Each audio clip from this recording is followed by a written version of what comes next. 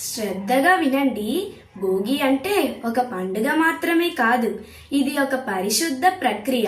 ఈరోజు మనం మన ఇంటిని శుభ్రం చేసుకుంటాం, అలాగే మన పరిసరాలను కూడా శుభ్రం చేసుకుంటాం.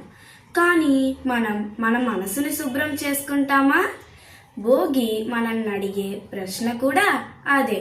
మనిషి బలహీనుడవుతాడు తన ఒంటరితనంతో, అదే మనిషి మహాబలవంతుడవుతాడు తన ఐక్యతతో. ఈ సత్యాన్ని ఒక రైతు తన కుమారులకు సాదాసీదాగా కాకుండా అత్యంత లోతుగా నేర్పాడు. ఈ కథ చిన్న స్టోరీ అనుకోకండి. ఈ కథ మీ లైఫ్ని మార్చగలిగే ఒక గొప్ప సత్యం. ఈ కథ మీలో చాలా మందికి తెలిసే ఉంటుంది, కానీ ఎందుకో ఈరోజు నాకు మళ్ళీ చెప్పాలనిపిస్తుంది. ఒక ఊరిలో ఒక రైతు ఉండేవాడు. అతడు చాలా కష్టపడే మనిషి. అతడికి 5 కొడుకులు, అందరూ శక్తివంతులే. కానీ విషయం ఏమిటంటే ఎప్పుడూ గొడవ పడుతూ ఉండేవారు. చిన్న విషయానికి కూడా పెద్ద గొడవ పడతారు. ఈ పరిస్థితిని చూసి ఆ రైతు చాలా బాధపడ్డాడు.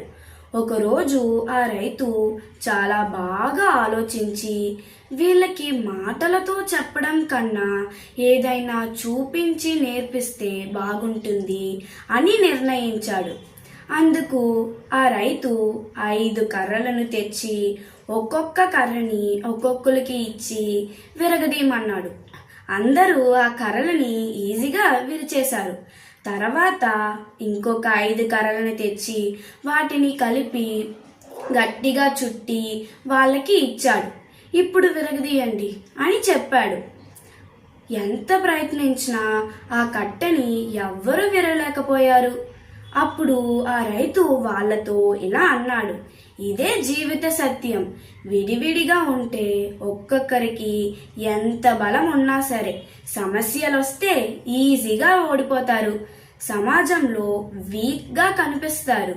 కానీ అదే కలిసి ఉంటే మనకి ధైర్యం పెరుగుతుంది, అలాగే మంచి ఆలోచనలు కూడా వస్తాయి. సమస్య ఎదురైనా కలిసి గెలవగలుగుతాం. ఫ్రెండ్స్, టాలెంట్ ఒక్కటే సరిపోదు, బలం ఒక్కటే సరిపోదు, యూనిటీ ఉండాలి. కలిసి ఉంటే మనం బలం పెరుగుతుంది, కానీ తగ్గేది మాత్రం కాదు. అందుకే గుర్తుపెట్టుకోండి, కలిసి ఉంటే లాభాలు, అదే విడివిడిగా ఉంటే నష్టాలు. యూనిటీగా ఉంటే మనం దేన్నైనా సాధించగలుగుతాం. ఈ కథ మీకు నచ్చితే మీ ఫ్రెండ్స్కి షేర్ చేయండి, ఎందుకంటే ఈ స్టోరీ ఐక్యత విలువ మరియు జీవిత పాఠాలను నేర్పిస్తుంది. మీ లైఫ్లో యూనిటీ వల్ల మీకు లాభాలు జరిగిన మూమెంట్ ఏదైనా ఉంటే కమెంట్స్లో షేర్ చేయండి. ఇలాంటి మీనింగ్ఫుల్ మోటివేషన్ స్టోరీస్ కోసం మన ఛానల్ని ఫాలో చేయండి. Thank you. Bye bye.